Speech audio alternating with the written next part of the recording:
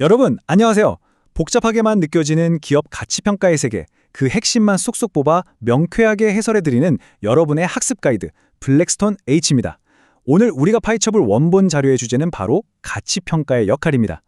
오늘도 제 옆에는 아주 예리한 질문을 던져줄 수강생 한 분 모셨습니다. 네, 안녕하세요. 가치평가요? 솔직히 그냥 딱딱한 수학 공식에 숫자 대입하는 거 아닌가요? 오늘 어떤 흥미로운 이야기가 숨어 있을지 진짜 기대됩니다. 숫자 대입이라고만 생각하셨다면 오늘 완전히 생각이 바뀌실 겁니다. 가치평가는 단순한 계산기가 아니거든요. 누가 어떤 목적으로 운전대를 잡느냐에 따라 완전히 다른 괴물로 변하는 아주 다이나믹한 도구라는 걸 오늘 이 원본 자료 해설을 통해 확실히 보여드리겠습니다. 자, 가보실까요? 좋아요. 그럼 오늘 우리가 이 복잡한 세계를 어떤 순서로 탐험하게 되는지 로드맵부터 살짝 알려주시죠.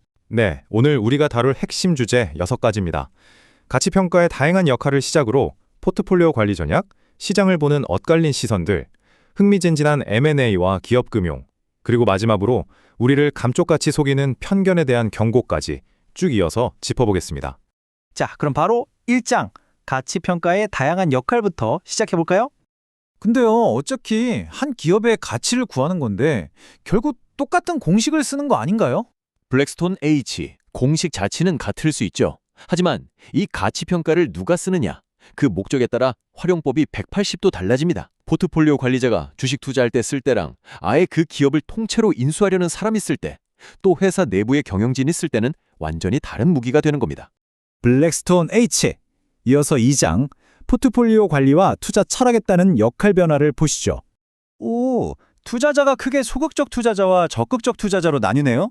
소극적 투자자는 가치평가를 거의 안 쓴다고 나오는데 반대로 적극적 투자자들은 무려 6가지 페르소나로 쪼개져 있어요. 맞습니다. 아주 잘 보셨어요. 시장 지수를 그냥 그대로 따라가는 소극적 투자자한테는 솔직히 개별 기업의 가치평가가 별 의미가 없거든요. 반면에 적극적 투자자들은 가치평가에 그야말로 목숨을 겁니다. 재미있는 건 그들 사이에서도 각자의 투자 철학에 따라 접근 방식이 완전히 극과 극으로 나뉜다는 거죠. 한번 파헤쳐볼까요? 먼저 가장 대표적인 기본적 분석가들입니다. 이분들의 핵심 무기는 뭘까요? 이들은 기업의 성장성, 리스크, 현금 흐름 같은 탄탄한 재무 데이터에 진짜 가치가 숨어 있다고 믿는 사람들입니다. 아하, 우리가 흔히 듣는 DCF, 그러니까 현금 흐름 할인 모형이나 PER, PBR 같은 지표들이 바로 이분들의 주력 무기였군요. 정확합니다. 재무 데이터라는 흙더미 속에서 진짜 가치라는 진주를 캐내는 사람들이죠. 이 사람들은 현재 주가가 모델에서 계산된 적정 가치랑 다르면 이건 저평가다 또는 고평가다 이렇게 판단하고 결국엔 원래 가치로 돌아올 거라고 굳게 믿습니다. 그럼 표에 나오는 독점 기업 인수자, 일명 프랜차이즈 바이어는 기본적 분석가랑 뭐가 다른 거죠? 둘 다 싼 걸 찾는 거잖아요. 아주 예리한 질문입니다. 언뜻 보면 비슷해 보이지만 결이 완전히 다릅니다. 기본적 분석가들이 수백 개 기업의 재무 데이터를 돌려가며 결국 제값을 찾아갈 거야 하고 베팅한다면요. 독점 기업 인수자들은 오직 자신들이 완벽하게 이해할 수 있는 소수의 단순한 비즈니스에만 집중합니다. 남들보다 그 회사를 훨씬 더 깊이 이해하고 있으면 당연히 가치평가도 압도적으로 정확해질 거라고 믿는 거죠. 블랙스톤 H. 이 철학을 말 그대로 완벽하게 보여주는 분이 있죠. 바로 워런 버핏입니다. 우리는 이해할 수 있는 기업에만 투자한다. 비즈니스가 복잡하거나 너무 자주 바뀌면 미래 현금 흐름을 예측할 수 없다. 와, 확 와닿네요.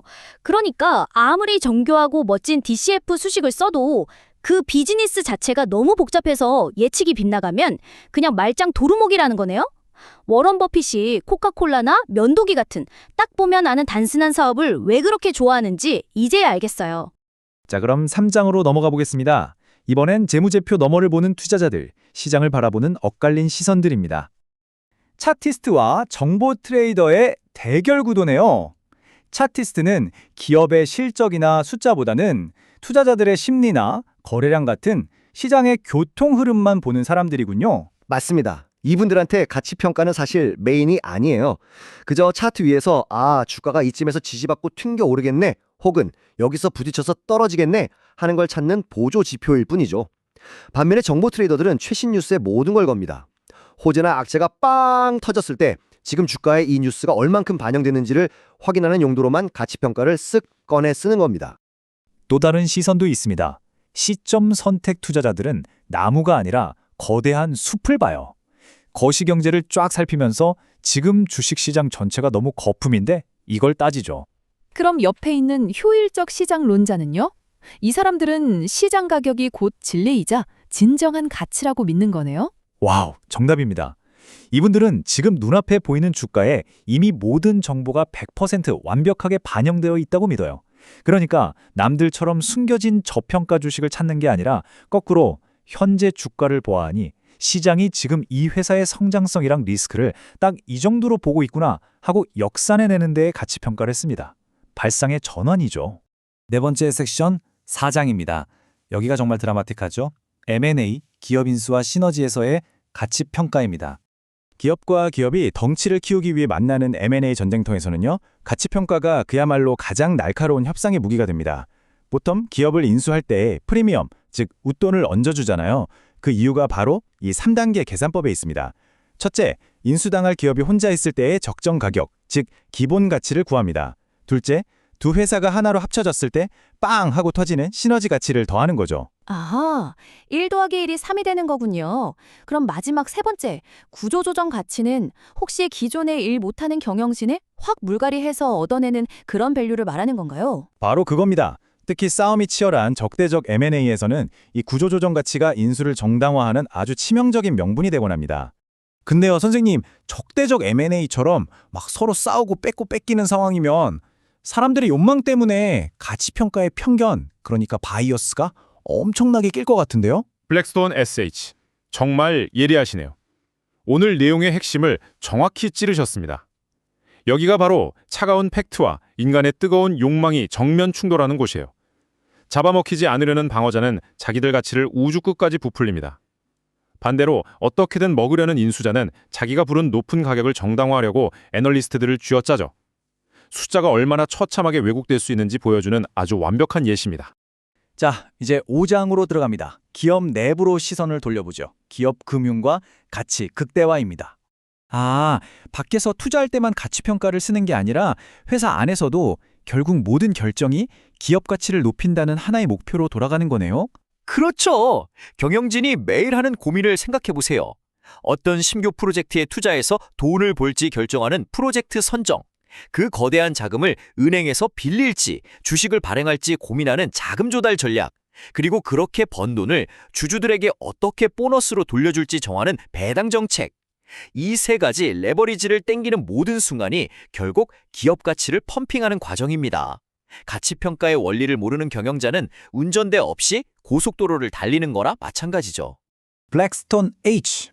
어느덧 마지막 6장입니다. 결론. 편견을 주의하라. 화려한 숫자 뒤에 숨겨진 함정이죠. 가치평가는 객관적인 수학이 아니다. 와, 이 문장 진짜 뼈를 때리네요. 우리가 지금까지 살펴본 그 복잡하고 화려한 수식들이 결국 절대적인 정답이 아니라는 뜻인가요? 블랙스톤 H, 인정하기 싫지만 팩트입니다. 시장에 있는 수많은 투자자들이 그럴싸한 엑셀 모델과 복잡한 공식에 감쪽같이 속아 넘어갑니다. 하지만 잊지 마세요. 가치평가는 그 첫 단추부터 인간의 주관적인 추정과 가정이 들어가는 작업입니다. 그 시작점에 편견이라는 불순물이 아주 한 방울이라도 섞여 들어간다면 아무리 슈퍼컴퓨터로 정교한 모델을 돌려도 결국 완전히 틀린 쓰레기 같은 값을 뱉어내게 됩니다. 자, 오늘 우리는 가치평가가 투자자의 철학, 치열한 M&A 협상 테이블, 그리고 기업 내부의 의사결정에 따라 얼마나 천의 얼굴을 겨눴는지 원본 자료를 통해 쭉 살펴봤습니다.